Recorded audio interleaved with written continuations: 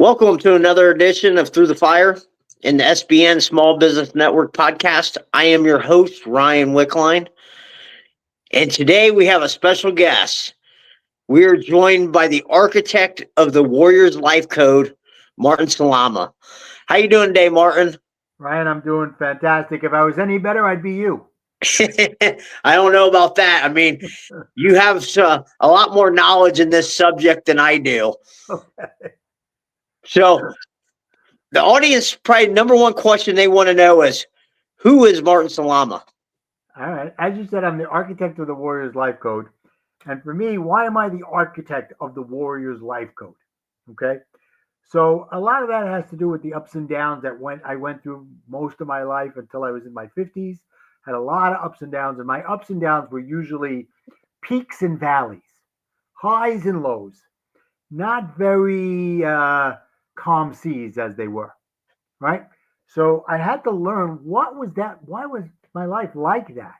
And what got me through it to the next level where now things are much calmer than they used to be. And a lot of that has to do with my own mindset. It's not with the things that are going on around me, it's how I'm reacting to them or now more responding to them. Let me go back to like 2008. So in 2008, a couple of crazy things happened in the world. One specifically that affected me was, if you remember in 2008, there was a huge financial crash. Okay. And unfortunately, I got caught up in the middle of it because I was working on a project with my wife for about 5 years to build a multi-million-dollar health club and tennis center down by the Jersey Shore. My wife had come to me about 4 or 5 years earlier, said, you're closing a business. Maybe you should be looking for something else to do. I started playing tennis, and I could never find any tennis courts time. So I'm always playing at 8, 9, 10 o'clock at night, getting my lessons because that's all that's available. I'm like, okay, let's look into it. Now, Ryan, I know you're an athlete and you coach athletes, but I'm not. As a matter of fact, you might even want to call me an athletic supporter. But here comes my wife telling me, let's open up a tennis center and health club. I'm like, all right, if it makes her happy. So we start looking into it and we go down this road to look into it. Find a place, get in touch with a company that says that deals with people looking to open up tennis. And I say, is it feasible to me to do this? He goes, let's do a feasibility study. Comes back and says, yeah, it's a great idea. But don't just do tennis because it's not enough to be profitable enough to you. You've got to add the other things like a health club and other things that go with it. Like, all right, and we start down this road, and 5 years later, it becomes where it was just a tennis center to a 115,000 square foot, $15 million project that we had gone through so many different iterations, changes. And every time we were doing this, I'd go to the bank and the bank like, yeah, we love it. We can't wait till you get the approval from the city. This was 2005, 6, 7, when banks were lending like crazy. They didn't care. They were lending on anything. So it now comes to the summer 2008, and they finally give us the final approval of the city. We got our civil engineer approvals. Like, okay, great. I go to the bank. Bank says, yeah, we're not lending right now. Like, what are you talking about? The last 5 years, you've been telling me I can't wait. Well, you waited too long. The market has moved. I'm like, I don't understand. Well, we're not lending. 2 months later, a month later, Bernie Madoff, subprime loans, the financial world is upside down. And I'm with it. And I'm just like that. I'm out $3.5 million of my money, my investors' money I borrowed, the refinances I did over the years because they were letting me refinance during those times. Now I'm not paying my mortgage. I'm not paying my car payments. And I'm like, what the hell just happened to me? And before I knew it, a year later, I had gone through a depression. My house was foreclosed on, but because I lived in New Jersey and there were so many foreclosures, it took them years until they finally moved on it. My car was repossessed. That never happened to me before, and hopefully never again. But I came out of this year-long depression saying, okay, what am I going to do now? I'd been an entrepreneur, a businessman my whole life, and I never really loved doing it. So I thought about what did I like doing? Well, I was involved in community events a lot. And as a leader in community events, people would come in and I'd say, okay, we need volunteers. They go, but I can't do what you're doing. It's like, okay, I'm doing what I'm doing. I need you to do what you're good at. Well, I don't know what I'm good at. So I would start talking to them about it and find out what they enjoy doing, what their potential was. And I realized, looking back, that I was coaching them. So I decided to become a life coach. So I looked into it, found the school, and about 2 months before I was going to enter life coach training, my 24th wedding anniversary, and I got the most interesting gift for my wife that year. Ryan, you know what she gave me?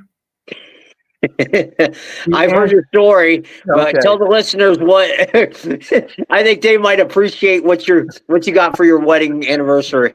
Yeah, on my 24th anniversary, she asked for a divorce. Man.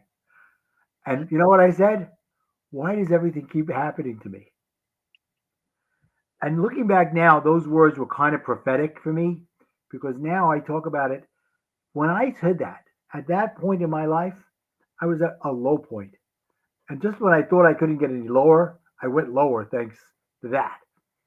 But I also got to realize, hey, I have to make a decision. Am I going to still go through with coaching? I decided, yes, I was. And I think that was God tapping me on the shoulder saying, you thought you were low. I'm making you lower so that you can get stronger as a result.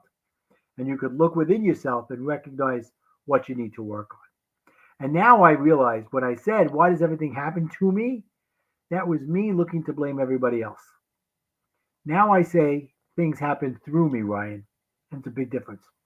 Yeah, that's a big change right there when you start taking accountability for what happens to you instead of blaming everybody else. I mean, I went through a similar situation where I blamed, why does this always happen to me? Why can't I catch a break? And it wasn't until I nobody's coming to save me, Right. you know? Right. So yeah, so that's what happened. And I went into coach training with this mindset of I'm open. I'm ready to hear what they have to say. And that first weekend, almost within the first hour, they said to us, really, this first weekend of training is really about helping you figuring out who you are before you start helping your clients. So we want you to understand that you don't have to be who you think you have to be. You can be whoever you want to be. I was like, what? I don't understand. I don't have to be answering to anybody else. I don't have to please everybody else in my life. And I realized as I started to unfold what was going on around me was that I was a people pleaser and I never knew what even that even existed. I just thought I was trying to make everybody happy. But with that came a lot of baggage. You know, being a people pleaser, I had to please my wife, I had to please my parents, I had to please my children, I had to please my partners, I had to please everybody. And I realized I was pleasing nobody. And what came as a result of that was the other layers of, as a people pleaser, I had to be a control freak because if I was going to make everybody happy, it had to be on my terms, right? And as a result of that, I wanted everybody to recognize the things I was doing because I was pleasing them. And when all those things weren't happy, I had a very short temper. And I would react to everything almost like a nuclear reactor. And most of my conversations were more like confrontations.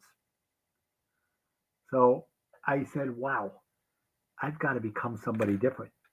And thanks to training, coach training, and my ability, God put me there for a reason at that time. It's what I needed at that time to change my life. Not to save my marriage, not for my children, but for me. And it was the best thing I ever did. That's a pretty amazing story right there.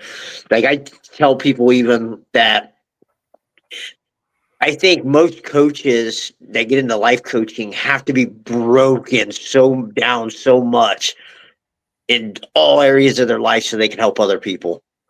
Yeah, it's the truth. It's the truth because the coaches who don't have the experience, they don't have the answers. Because it's the experience that helps you know how to guide your clients through what you're going through. Even your players, right? Player gets hurt, you've been hurt, you know how to help them get through that. A player has let's say it's football, your coach, your quarterback gets intercepted on. You understand those feelings because you were on the field yourself, right? Yeah. So I mean, you got to have somebody who's like been through and been tested and overcame stuff to kind of help you bounce back. Yeah, right, right. And it's interesting because now I find myself, many of my clients are men in their 20s and 30s who've had some adversity in their life and they feel beat down and like, what's going to happen now? And when they come to me and we start talking, number one, they realize I've been through those fires, through the fire, Yep. right? I've been there. And it's with brainstorming with them and more importantly, giving them my stories to see that they're not alone and what they're going through is part of life. There's nobody who doesn't have adversity in their life. So that's the important thing. It's how you come out of the adversity. So I had to learn to become a responder instead of a reactor. Yeah. And that's really the first thing that changed for me. Yeah. So what you're saying is then that you didn't really have that strong mindset growing up either, then. No, I did not. I did not. I had no self-esteem. As a matter of fact, I was afraid I was never going to get married again because who was going to love me?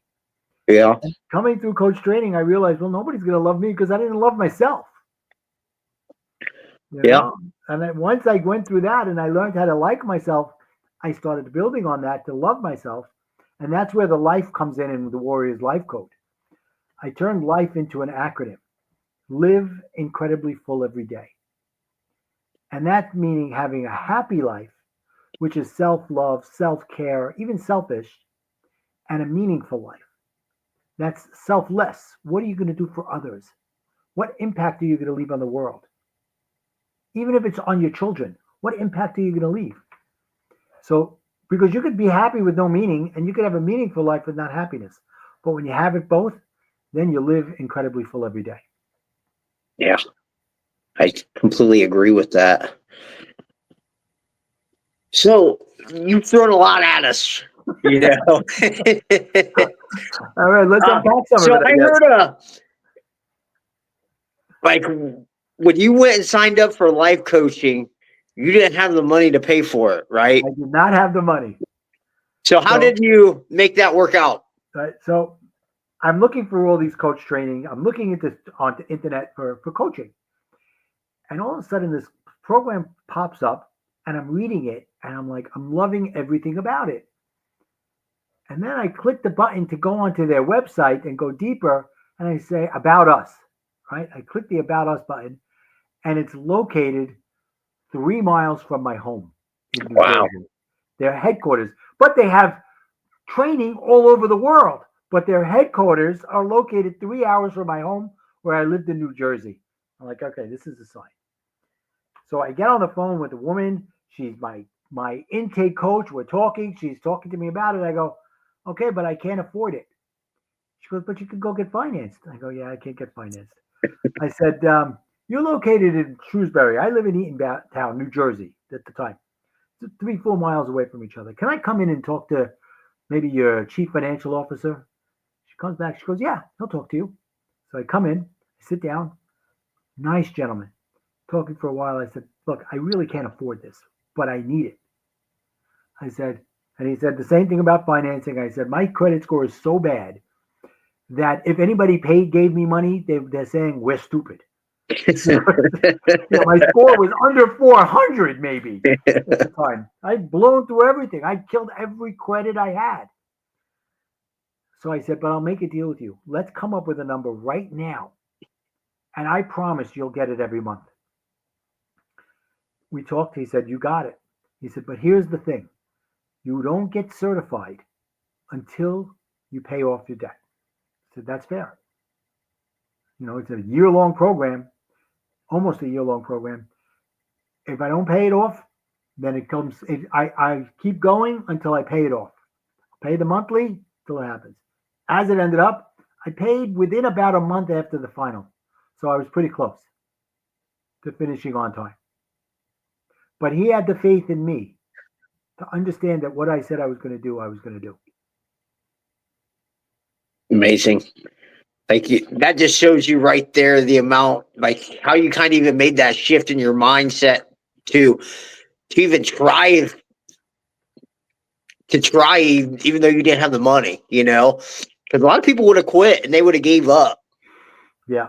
Yeah. The saying where there's a will, there's a way comes in all the time. When you're at that point where you're like, which way am I going to go? It's either God or yourself within God, and God is saying the answer's there. You just have to see it. You just got to believe in yourself that it'll come up. And 99.9 times out of 100, it materializes in some way or another. So what is what's probably one of the biggest challenges your clients face? So a lot of my clients come to me with that same mindset of, I can't seem to have normal conversations without them turning into confrontations. I'm always on edge. I'm always nervous. I'm always ready for a fight. It's almost like in their mind, they hear the guy in the wrestling ring saying, "Let's get ready to rumble." Yeah. So it's about understanding how you show up will dictate what happens next. It's not about how they show up. Because if you show up in a certain way, you can control the conversation. But if you walk in and you're hot, you've given up the control. Right? So it's about understanding how you show up. So I had to learn it for myself. So a lot of it came from the foundations I got from going to this fantastic coach training program. But then I had to put it into action. So I said, what do I do when someone comes to me with something? My first reaction is to almost as if jump out of my chair and start defending myself and start yelling and screaming and whatever. And I realized, well, that's where it starts. I'm not stopping first and saying, what's going on here? I'm already in reactor mode. So I have to dial it back a little bit. And I thought about something that my kids learned about in school. The fireman comes in and teaches them 3 words when they're in a fire emergency: stop, drop, and roll. Right? We all know it. Stop, drop, and roll. Stop what you're doing, drop to the ground below the smoke, and roll away. So I took it and I said, why can't I just figure out how to make that same idea work for me? So I said, stop what you're doing before you're ready to freak out on the person. Think. Instead of drop, think. What's going on here? Are they attacking me personally? And if they are, why? And if they are, why do I have to react so in any way? Maybe they're having a bad day and they're just taking it out on me. And then instead of react, respond. So stop, think, and respond. And I teach a lot of my clients this very simple thing.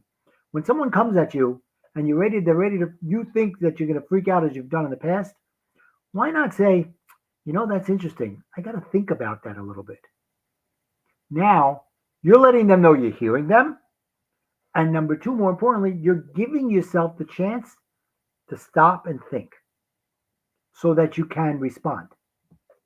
Right? So I built this up and then I realized I have to make it in a way that they can have something tangible, because I got to tell you, Ryan, 99.9% of the people are going to get it wrong the first time, and the second, and the third. The fourth. But if you don't learn from it, they're going to get it wrong the 4th, 5th, 10th, 20th, 100th time. So, Ryan, you're in sports. Do you ever remember the basketball game 5-3-1? No, I don't think I. Okay, so there's this game called 5-3-1. You play against 2 people. You take a free throw. If you hit it, you get 5 points. Then you get the rebound. And you take, wherever you get the rebound, you take the shot. So if it hits off the iron and it goes bouncing 20 feet away, you got to take it from there. If you hit it, you get 3 points. And then you get a layup, and that's 1 point. So if you hit all 3, 5, 3, and 1, that's 9 points. Because you did the full cycle, you get the extra point, you get 10 points. So it was COVID. And by the way, because of all the work I did on myself, I'm very proud to say in 2016, I started dating a woman, and in 2018, we got married. So what I did for myself paid off to me, because I ended up with a wonderful woman. that I'm still married to today, thank God. But it was 2020, 2021, something like that. And she went out to play basketball 5-3-1 with her, at the time, 14-year-old son. And they came back in, and I said, how was the game? And my wife says, I beat him 100-0. So I looked at her and I go, how is that possible? He goes, well, I kept on shooting the fives. I go, well, number one, the game's not played that way, right? And number two, why can't you just build up some points and then stay in the game? Hit the ones, hit the threes. Nah, I felt it was all or nothing. So if you ever hear Michael Jordan, he goes, I'm not a big shot. I just made a lot of little shots. Right? Have you heard him say Yeah. that? So I took this 5-3-1 and I flipped it. And I made a scorecard. And it's in my book. And I also have cards, like a card deck. And it is the card stop, think, respond. And then afterward is a scorecard. And on the scorecard, it says, let's assume you get into an argument and you realize you shouldn't have done that. You reacted. And then the next day, you're thinking about it. You go, what the heck did I do? I'm trying to get better at this. Pull out the scorecard and say, or even if you did it in the right time, if you stop, right? Now the next day you stopped and you said, well, I shouldn't have done that. Give yourself 1 point for going back over it. Or if you did it in real time, give yourself the 1 point right there. Then think, how could I have done differently than what I did yesterday? Then give yourself 3 points. And here's the beauty. If you're man enough or woman enough to pick up the phone or go to that person and say, I screwed up and I'm sorry, without looking for anything back, give yourself 5 points. Right? So now you're teaching your brain, you're doing your muscle memory on your brain. What am I going to do the next time I'm in this situation? How could I respond better? And the next time you may not do better, or you may do just a little better. And the next time after that, you may do just a little better than that. You've got to build on it. And you've got to tell yourself, just because I've always been a reactor doesn't mean I always have to be a reactor. Yeah. Like, how many times did that take you to kind of work through that process? If I said 100, I'm lying. I believe it. I mean, like, reprogramming yourself in them areas has to be probably one of the hardest things you have to do. 100%. But the results speak for themselves. Yeah. Because I'll tell you an interesting story. I don't think I've ever told this story before. So I started dating the woman who's now my wife. And I come from a very small, close-knit community. Everybody knows everybody. And she tells me years later, after we started dating, not years later, maybe a year later, someone who we're both related to from different ways told her, be careful with Martin. He's got a very short temper. By then, we've been together a few months when he told her this. And by the time she told me, it was about a year. And she said, the crazy thing is I've never seen you get upset once. So what's he talking about? I said, well, that was the old me. And he's telling you about Martin 1.0. Lucky you get Martin 2.0. But he didn't mean anything bad by it. He was just saying, this guy's got a temper and you should watch out for him. I'm related to you. I'm giving you some family advice about him. And he ended up, thank God, not knowing that I was able to change who I was. Now he does. Now he knows that person. He doesn't know I know the story, but it's interesting how sometimes people will get an impression and stick with it forever. Yeah. I see that quite a lot too, from my own life and perspective. But then you also hear that other side of things where I'm just this way. I don't have to change. Right. So it's so amazing that you were able to take one of your worst hurts and habits and just make that change. Yeah, it was hard, but it was necessary. It was necessary, like I said, mostly for me, But if I wanted to have a relationship with my children, I needed to do that as well for that. And then it was funny because it used to be they would be afraid to call me because, this was 10, 12, 13, I don't even know how long ago I was first divorced. They were afraid to call me because they thought I was going to react. And now they're like, I'm the first call they make because they know my coaching is going to come out and I'm going to help them get through it. And they used to say, don't coach me, Dad. Now they look for the coaching. So, what does the Warriors life code mean? Okay. So I told you the life part. Yeah. Right? So the warrior part came as a result of COVID. So here we are. We're in COVID. Thank God I was married because I don't think I would have lasted all by myself in a house when you couldn't go out, you couldn't have people over, and all that stuff. But I made sure I figured out a way to get out every single day, wear the gloves, even wear the mask and the gloves, go to the supermarket when they thought everything. And it's funny because the weekend that everything started to shut down was March 10th, 2020. And I was away at a conference. And my wife's like, you got to come home right now. I'm like, the conference is starting tomorrow. What's the difference? I'll stay here and then I'll come home. Plane was half empty by the time I came home, and they moved me up into Comfort Plus on Delta. It was great.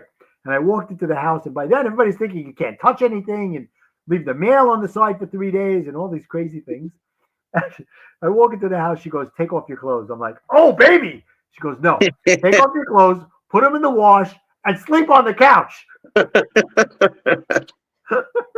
That's how crazy we were. Yeah. Well, this is going on, and they said it's only going to be 2-3 weeks, and then things will start to calm down. Now, it was March. Now it's the middle of May, and we're still on lockdown. I turned to my wife. I said, let's take your kids. Let's go to the city. Let's go to Manhattan. Let's get out. Get in the car. Go. We went. Now, if you know New York City at all, okay, Brian, do you know New York City? Yeah, I've been there. All right. So you know what driving around New York City is like. Crazy. I was able to drive straight down Fifth Avenue without missing a traffic light because there were no cars on the streets. Very few cars. Nobody walking. It was a nice day. They could walk around Central Park 6 feet apart, wearing masks, wearing gloves, wearing a hazmat suit. What the hell? Get out! No, there was nobody out. And I turned to my wife. I said, where is everybody? What are they all so worried about? And then it hit me. The last 10, 12 years that I had gone through had prepared me for anything. I had been the warrior. And now I wasn't anymore. I was a warrior. So I got onto Facebook and I said, guys, I get it. I know why you're worried. I've been there. And let me show you how to go from being a warrior to a warrior. And I took it and I went, I'm going to show you the warrior's life code so that you could live incredibly full every day. Awesome. Does it have is it an acronym for something? Yeah, life stands for live incredibly full. Oh, I was talking about the warrior part. I thought the warrior, I've turned that into something as well. All right. Let me see if I can find it. Is this it? Is this the one? And this is card number 27. Oh, pulled it right up. So I turned the warrior into an acronym too. I love wordplay. So W stands for, the abundant warrior within you. 7 secrets to an abundant mindset. Okay? W, seek wisdom. Right? You never stop learning. There's always something more you can learn. When you know everything, you're dead. That's the bottom line. So that's number 1. The A stands for 3 A's. That's another part of my course called the cycle of A's. Ask, act, and attitude. A, ask. Request for the universe for what you want. God, the universe for what you want. That could be as easy as coming up with an idea. Then act. Be proactive in getting what you want. Do the work to get it. And, people think the law of attraction doesn't work. It's not about thinking about it and it'll come to you. Thinking about it is the first part. Now you got to do the work around it so that it does attract to you. And then attitude. Don't have a strong desire that gives off the thoughts of lack. The more you say, oh, I have to have this, the more it stays away from you. So that's A of warrior.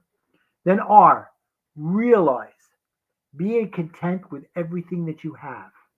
Say, I have everything I need. That doesn't mean I want more. I don't want more. Just be content with what you have and keep going.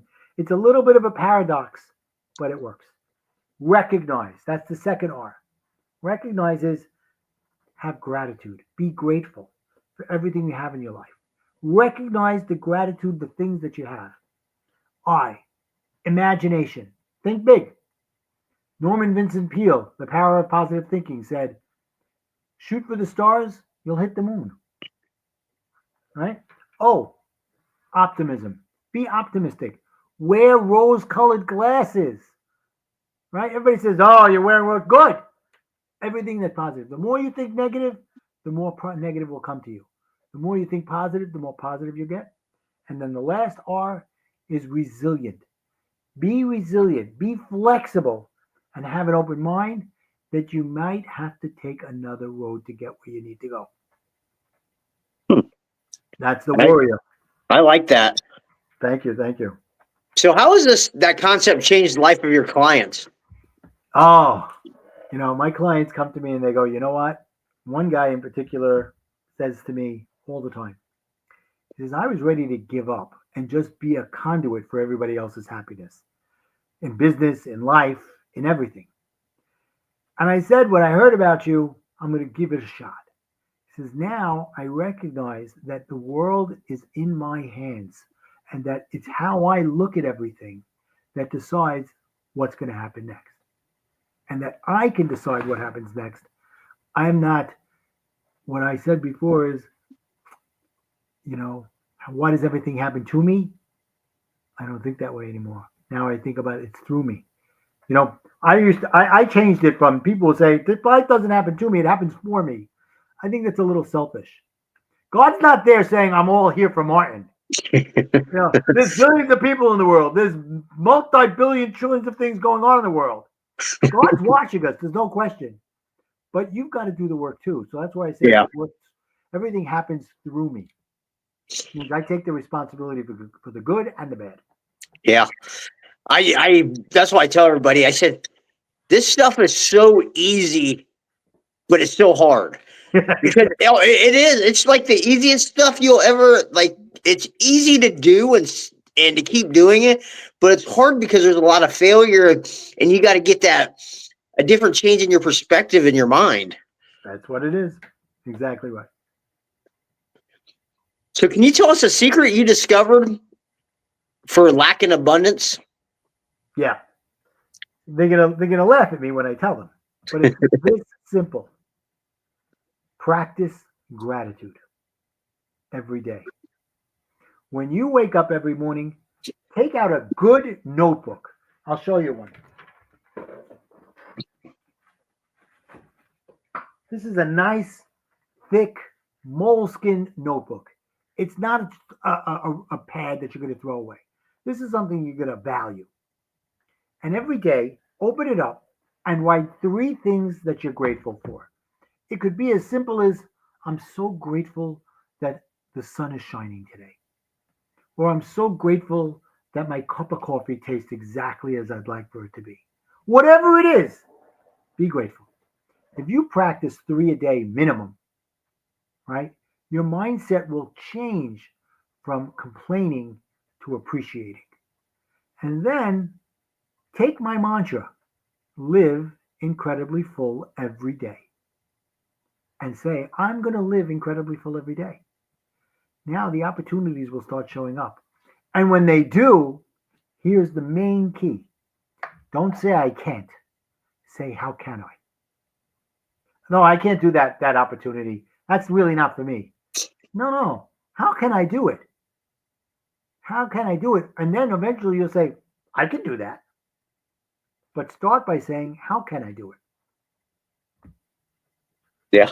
Like, there's so much fear, I think, holding people back in pursuing like their God-given dreams. I mean, even working with athletes quite a bit, I have to tell them, okay, if fear and failure weren't involved in the equation, what would you want? Right. I mean, because if not, they won't be honest with me. But once I eliminate, I said, what if you could? There's no fear of failure involved. Then it's they can tell me exactly what they want. It's like, Right, right. Do you ever see the video of the coach who blindfolds the football player, puts another football player on his back and says, just go, and I'll yeah, tell you when to stop? And he's like, no, I can't go any further. You can do it. And he goes the whole length of the field. And then he takes off his blindfold. He's in the end zone because he didn't know what he didn't know. yeah. I He's said, too busy. He's too busy judging himself on what he can't do. yeah. Them small shifts in perspective, I mean, make drastic changes into your life. Yeah. So you're a number one best-selling author. What inspired you to write your book? That's a great question. I think what inspired me to write my book is I was seeing my clients taking my concepts, putting them into action, practicing them as much as they could, and having success with them. And I said, I've read too many of these books or seen too many of these videos of woo woo stuff with no practical application. And I know my story is important and that what I did to get to where I am can help others get where they want to go. And by the way, I'm never at the end zone. There's still another 10 yards to go. Another 10 yards to go. The journey is really what it's about. It's not about the finish line. We know we want to score the 7 points. I get it. But we have to keep going as well. Every end zone leads to another touchdown, right? Yep. So it's the same thing here. I felt like I need to put it down on paper so that I can give it out to the world and, God willing, gift it to the world so that whoever feels that they need that and how they recognize that worrying is really about throwing it out and saying, who's going to fix it for me? Concern is, I'm going to fix it for myself. So go from being a worrier to a warrior. Or as recently, I stuck this all into ChatGPT for something I was working on, and it said, why don't you change warrior to wandering? People are wandering, and they want to be a warrior. I was like, I like it. I'll talk about it, but I'll keep my warrior to warrior. Yeah. But I like the idea of wandering as well. People will find themselves wandering. Yeah. So you get pretty vulnerable with personal stories in this book. Yeah. Was this a way of healing for you too? 100%. It was so cathartic. So cathartic. I tell a story in the book about my son who was getting married, okay, after my divorce. And my family, my ex-wife was living about 60 miles away from me. And I'm Orthodox Jewish. So on Saturday, I don't drive a car. I don't use electronics and all that. And there's a tradition in my community that sometimes before the wedding, you have a Sabbath lunch. You go to synagogue and then you have a Sabbath lunch with the families. So we had decided months earlier that we weren't going to do that. Okay. My son comes back from the weekend before his wedding and he says, Dad, I'm so embarrassed. Mom made the Sabbath lunch. My bride's family was there. Other family members were there. But you weren't there and your family wasn't there. I'm so sorry. I go, the old me would have ripped him a new head and then picked up the phone and ripped her a new head. The new me said, Caesar, it's not you. It's okay. Thank you for telling me. Now I had a decision to make. Was I going to tell her right then and there and go back to my old ways of me stroking my ego and getting it out there and letting her know I know what a piece of thing you are? Because the wedding was 2-3 days away. And I would have put a cloud over it. Everybody would have known. And I decided, you know what? I reached out to my coach. I reached out to another family member of mine. And I talked it through. And I decided, you know what? I'm going to wait till 2-3 days afterwards. So I held it in, went to the wedding, put it in. I compartmentalized it, put it in the back of my head, enjoyed the night. That day, a couple of days later, I called her up and I said, this is what you did. This is the message you sent to my children. that I don't deserve any respect. Went on for about 5 minutes. I didn't care if she heard me or not. I needed to get off my throat, off my back. It was a controlled anger. People think coaching is about not being angry. No, it's about understanding how to utilize your anger. And I ended the conversation by telling her, "Thank you for divorcing me." And that closed that part of my life. So that's just one of the stories I talk about. Yeah. Why do I put it in there? Because somebody else has got something that they Yeah. did that made them do something. Yeah. And like I said, it's a way, I mean, for other people to follow along and be like, man, look how much this guy's improved his life. If he went through all this, then I can go through all this too. I'm not better than anybody else. I just followed my path and I said, I want it bad enough that I'm going to change it. Yeah. Yeah. So you also wrote another book called Recovering from Divorce. That's right. Which one of these books was the most challenging and why? I have to say the first one because that was soon, a couple of years after my divorce. And there are times in that I had some real eye opening parts of when I was writing. I was like, holy moly. Wow. I talk about this author that I fell in love with. His name is Don Miguel Ruiz, and he wrote a book called The Four Agreements. Have you ever heard of The Four Agreements? Yes, I've heard of it. Okay, great. He also wrote a book called The Mastery of Love. Okay. And it was on my recommendation list. Both of those books were on my list of recommended readings from the coaching school that I went to. So I bought them both and I started reading The Mastery of Love and I couldn't get through the first chapter because I had too much emotion going on in my life. So I said, okay, I'm going to read The Four Agreements. So I read that and I got through it and it changed my life. But after a few months of going through The Mastery of Love, through my coaching and being coached and coaching others, they throw you into the fire there. They put you into the fire of coaching and being coached right away in the coaching program I went to. My coach, who had just come through her own divorce, said, you should read The Mastery of Love. I said, I didn't get through it because you're ready for it now. I read it in one sitting. That's how unbelievable it was.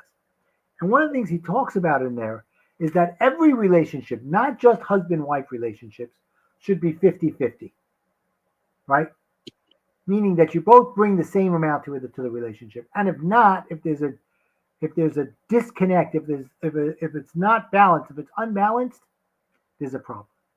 And I realized while I was writing Recovering from Divorce that I always loved my wife more than she loved me.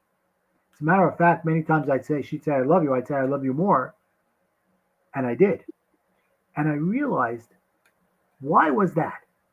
And it was because of The Mastery of Love. They got me to understand that I loved her more because I was trying, and she loved me less, right? So it was like, instead of being 50-50, it was 70-30 or 80-20. And it was because we were in a codependent relationship. And because of my lack of self-esteem and my people pleaser mentality, that I always wanted to try to get her to love me more. And I realized, writing the book, that the one who loves less has the power in the relationship.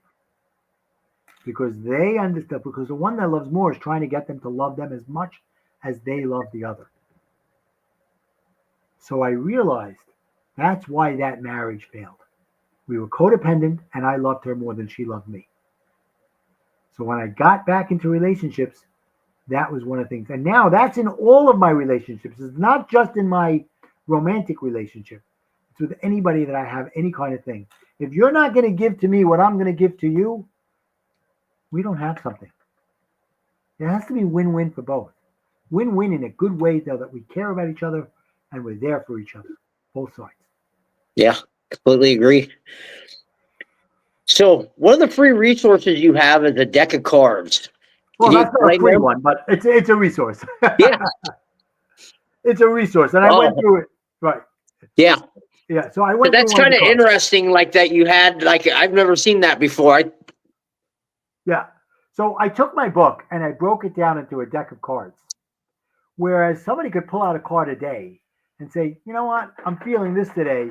Let me see what it says, and let me like you talked about the warrior, so I pulled out the warrior card, Yeah. number 27. Right. So it's So, got like each chapter's got one in right. there. Exactly. Like That's pretty interesting then to like you can go sit around somewhere and be like, hey, instead of me carrying the book, I have the card. these cards, Right. the Here's stop, think, and respond in the scorecard. huh. Yeah, I found that to be pretty interesting. I've never seen that before. Thank you. Great Thank you. idea. Thank you. So how important has personal development been for you along this journey? On a scale of 1 to 10, 72.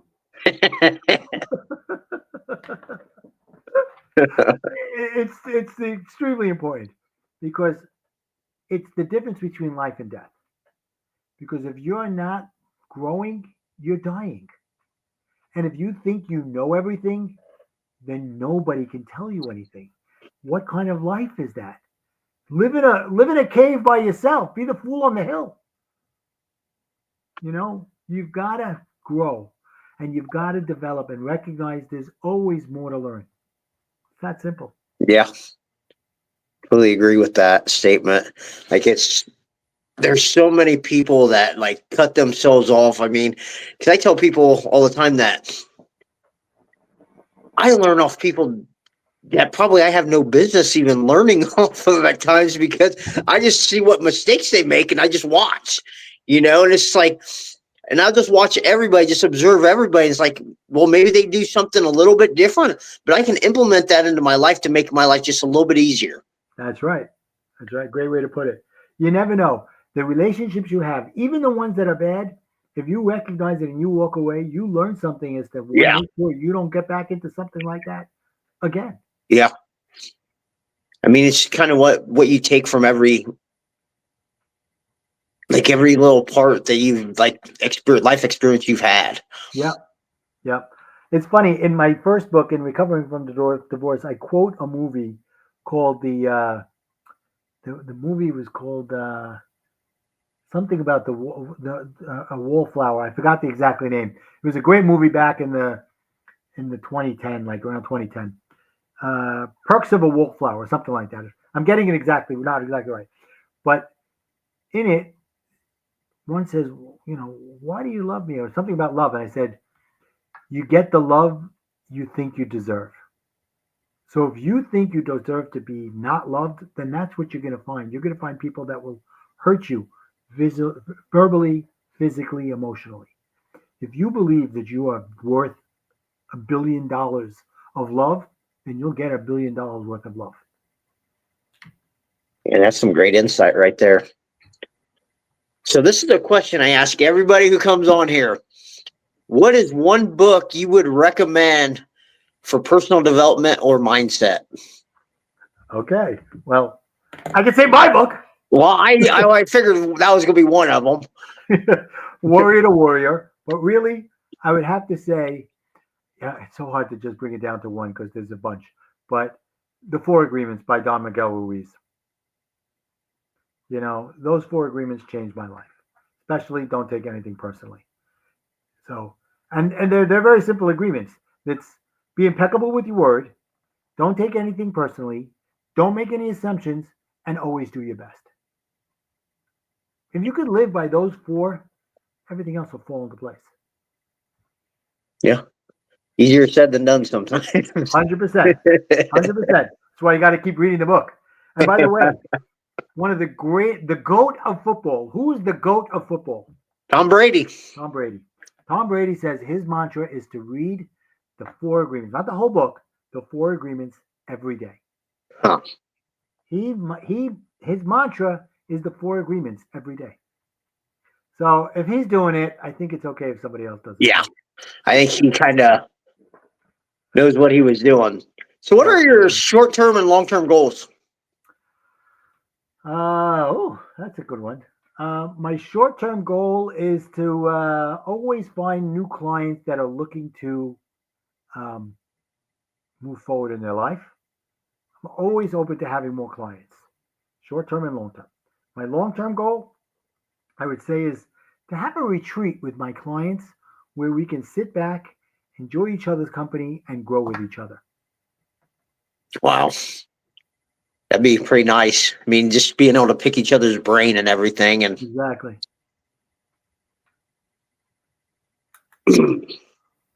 so, how can people get a hold of you? So Ryan, I've made it very simple. Go to connectwithmartin.com. You go there. There are free resources on there, like Stop, Think, and Respond. Another thing I call the Cycle of A's, which is a great concept. You could buy my book. You could buy the cards because they're not free. Yeah, that was my fault. It's all good. It's all good. There are other resources on there as well. You could click on a button to come to a workshop that I do. You could click on another button if you want to just have a 30-minute conversation. And it doesn't necessarily mean that I'm going to try to sell you something.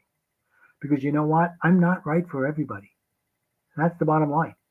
And if I was, then I'd be God. You know, it's just not possible. But have a conversation with me and see if we are fit, and if we, or maybe you just have something right then and there that you're looking to solve, and you need another voice. Click on the link and let's talk. Awesome.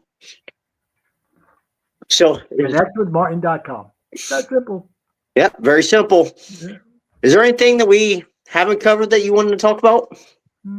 We did a lot. We really did a lot. But how about I leave you with this one?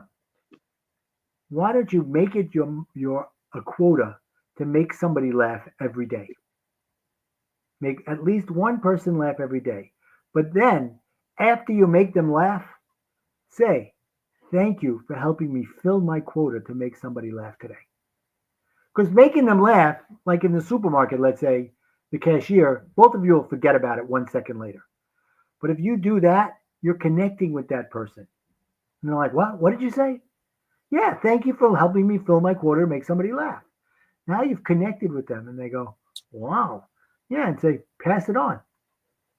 That's kind of like the Jimmy Valvano thing, Right. that speech he gave. Like, if you can laugh, cry, That's it. you know, in the day, it's like your life's complete, you know, it's Jimmy a perfect V. day.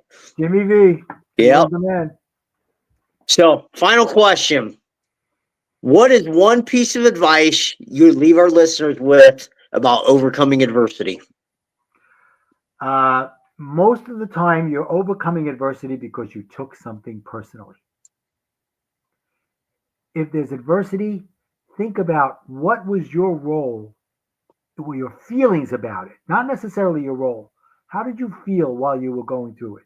Were you taking it personally? Were you reacting instead of responding? And what can you learn from that to move forward so the next time you don't? Great advice.